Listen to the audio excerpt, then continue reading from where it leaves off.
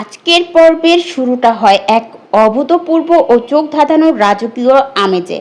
বাবার বিশাল ব্যবসায়িক সাম্রাজ্য, ক্ষমতা আর প্রতিপত্তিপূর্ণ অধিকার নিজের হাতে তুলে নিয়ে পারুল আজ এক সম্পূর্ণ নতুন ও দুর্ধর্ষ রূপে সবার সামনে আত্মপ্রকাশ করে। তার চোখে মুখে আজ পুরনো কোনো দুর্বলতা বা কান্নার লেশমাত্রও ছিল না, বরং তার পুরো অবয় জুড়ে ছিল একজন সত্যিকারের মহারানীর মতো অটল আত্মবিশ্বাস, ধারালো চতুর্য আর অভিজাত্য। বাবার সেই ঐতিহাসিক বিশাল চেয়ারে বসে পারুল স্পষ্ট বুঝিয়ে দেয় যে এখন থেকে এই পুরো সাম্রাজ্যের আসল চালিকা শক্তি এবং একমাত্র অধিপত্যই সে নিজেই। তার এই সিংহাসন আহরণ যেন বিরোধীদের বুক কাঁপিয়ে দেওয়ার জন্য যথেষ্ট ছিল।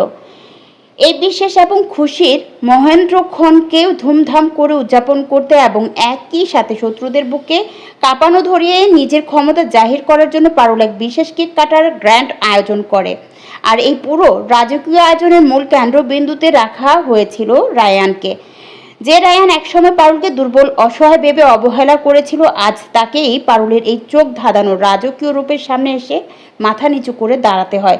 রায়ানের চোখে মুখে তখন এক অদ্ভুত পরাজয়ের গ্লানি স্পষ্ট ফুটে উঠেছিল।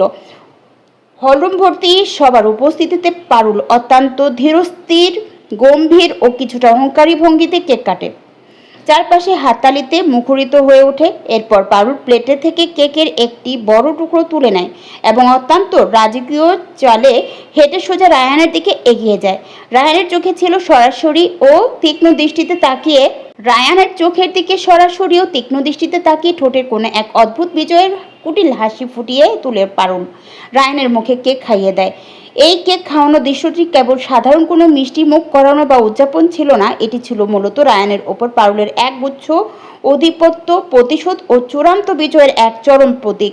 রায়ান পারুলের এই মহারানী সুলভ রূপ এবং সবার সামনে তার এমন চতুর আচরণের ভেতরে ভেতরে প্রচণ্ড অপমান, রাগ ও অস্বস্তিতে জ্বলতে থাকলেও পরিস্থিতির চাপে পড়ে উপস্থিত সকলের সামনে মুখে একটি কৃত্রিম ও জোরপূর্বক হাসি বজায় রাখতে বাধ্য হয়। কেক খাইয়ে পারুল ক্ষান্ত হয়নি, একদম গা ঘেঁষে দাঁড়ায় এবং রায়ানের কানের কাছে মুখ নিয়ে অত্যন্ত নিচু কিন্তু বরফ শীতল ও দৃঢ় গলায় ফিসফিস করে জানিয়ে দেয় যে বাবার এই বিশাল সাম্রাজ্যে এখন থেকে পারুলের কথাই শেষ কথা।